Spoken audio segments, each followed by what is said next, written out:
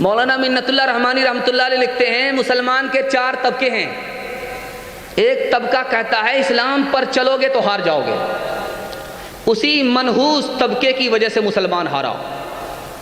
مسلمان کا ایک طبقہ کہتا ہے کہ اسلام کو قبول کرو گے دنیا میں پیچھے رہ جاؤ گے، اسلام کو چھوڑو دنیا میں آگے ہو جاؤ گے۔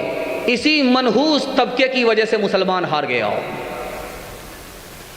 شاہ عبد العزیز رحمۃ اللہ علیہ فرماتے ہیں مسلمان کیوں ہارتا ہے، مسلمان کیوں جیتتا ہے؟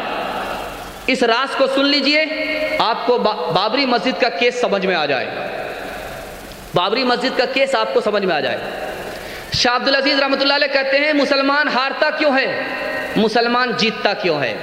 مسلمان جب گنہگار نہیں ہوتا تو دشمن سے جیتتا ہے، جب مسلمان خود گنہگار ہو جاتا ہے تو دشمن جیت جاتا ہے، مسلمان شکست کھا جاتا ہے۔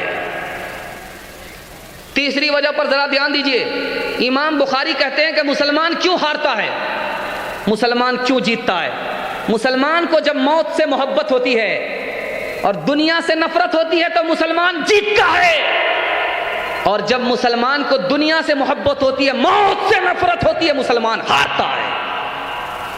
چوتھی وجہ کو ذرا دھیان میں رکھیے، مسلمان کیوں ہار رہا ہے؟ مولانا یوسف صاحب رحمۃ اللہ علیہ لکھتے ہیں مسلمان 4 وجہ سے ہارتا ہے۔ مسلمان دشمن پر بھروسہ کرتا ہے، دوست پر بھروسہ نہیں کرتا، اس لیے مسلمان ہارتا ہے۔ مسلمان دنیا سے محبت کرتا ہے، دین سے محبت نہیں کرتا، اس لیے مسلمان ہارتا ہے۔ مسلمان آپس میں جھگڑا رکھتا ہے، ہاتھ ملاتا ہے، دل نہیں ملاتا، اس لیے مسلمان ہارتا ہے۔ مسلمان کو دنیا کی دولت پر بھروسہ ہوتا ہے، اس دولت کے دینے والے خدا پر بھروسہ نہیں ہوتا، اس لیے مسلمان ہارتا ہے۔ مولانا انعام الحسن رحمۃ اللہ علیہ فرماتے ہیں مسلمان کیوں جیتتا ہے، مسلمان کیوں ہارتا ہے؟ وہ فرماتے ہیں مسلمان مایوس ہو گیا اس لیے مسلمان ہار رہا ہے، مسلمان بھروسہ کر کے بیٹھ گیا اس لیے مسلمان ہار رہا ہے، مسلمان دوسرے کو سیدھے راستے پر لانے کے لیے تیار نہیں، اس لیے مسلمان ہارتا ہے۔ مسلمان کہہ رہا ہے کہ مجھے اپنی فکر ہے، دنیا بھاڑ میں جائے، اس لیے مسلمان ہارتا ہے۔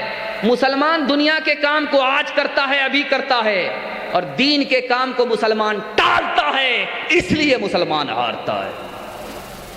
جدھر سے گزرو دعا بجھا دو، جہاں بھی پہنچو کمال کر دو، جدھر سے گزرو دعا بجھا دو، جہاں بھی پہنچو کمال کر دو، تمہیں سیاست نے حق دیا ہے، ہری زمینوں کو لال کر دو، اپیل بھی تم، دلیل بھی تم، گواہ بھی تم، وکیل بھی تم، جسے بھی چاہو حرام کہہ دو، جسے بھی چاہو حلال کہہ دو۔ مسلمانوں آپ صرف 5 کام کیجئے مسلمان کے لیے، اس ملک میں امن و امان کے لیے آپ صرف 5 کام کیجئے، خدا آپ کے ساتھ ہے، نواب سراج الدولہ بھی آپ کا کچھ نہیں بگاڑ سکتا۔ ہاتھ اٹھا دیجئے انشاءاللہ، ہاتھ اٹھائیے، صرف آپ سے وعدہ لینا ہے اور مجھے اپنی جگہ بدلنی ہے، صرف آپ سے وعدہ لینا ہے۔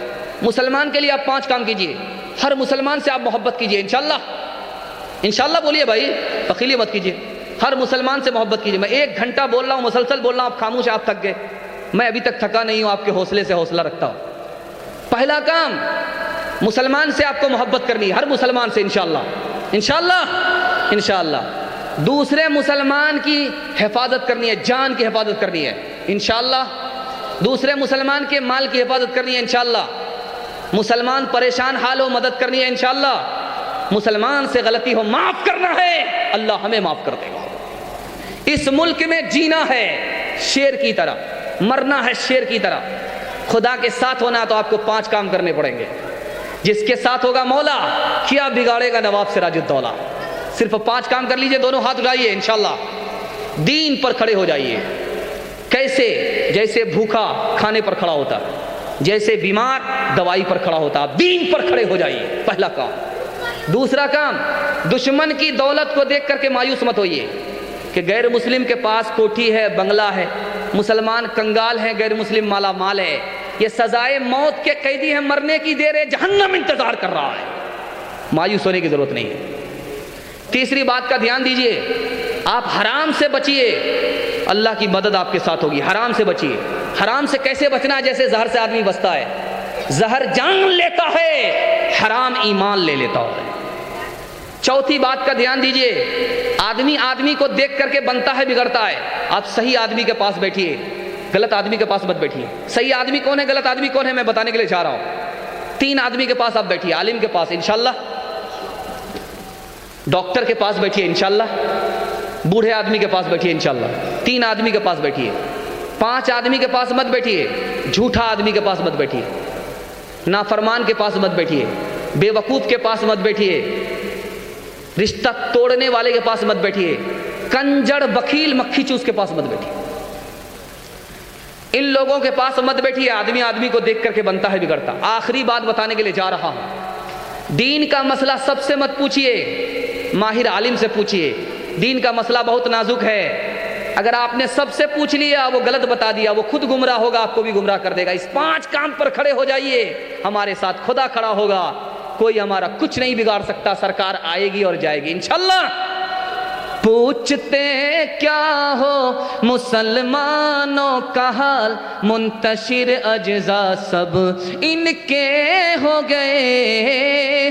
پوچھتے کیا ہو مسلمانوں کا حال، منتشر اجزاء سب ان کے ہو گئے۔ معتصم کب ہے یہ حبل اللہ سے، معتصم کب ہے یہ حبل اللہ سے، دیکھ لو جھاڑو سے تن کے ہو گئے۔ قرآن پر عمل کرنے کے لیے ہاتھ اٹھائیے۔ 3 کام عمر بھر نہیں کریں گے، گناہ نہیں کریں گے انشاءاللہ، غلط نہیں کمائیں گے، غلط ماحول میں نہیں جائیں گے، اللہ دین بھی بنا دے گا، دنیا بھی بنا دے گا۔ تیرے سینے میں دم ہے، دل نہیں ہے، تیرا دم گرمی ہے، محفل نہیں ہے، گزر جا عقل سے آگے کی